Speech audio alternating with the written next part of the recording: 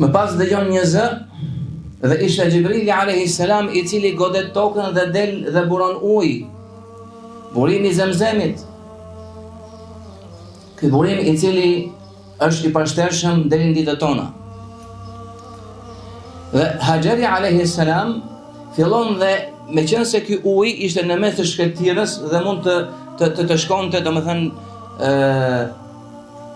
në drejtime të ndryshme, atëherë bën njësi fillon dhe ta rrethoj këtë ujë që të përfitonte sa më shumë dhe sa më mirë prej tij.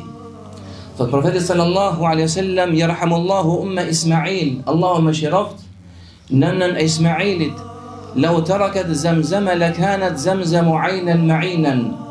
Po ta linte në rrugën e tij Zamzamin, do të bëjë një përua apo një lum i rrjedhshëm. Uji i Zamzamit, i cili është uji i bekuar, për të cilin profeti sallallahu alaihi wasallam ka thënë innaha la mubaraka. Ai është uji apo burim i bereqetshëm, i begatshëm. Hiya ta'amu tu'min wa shifa'u suqm. Shërben si ushqim dhe po kështu shërben dhe si shërim për sëmundjet.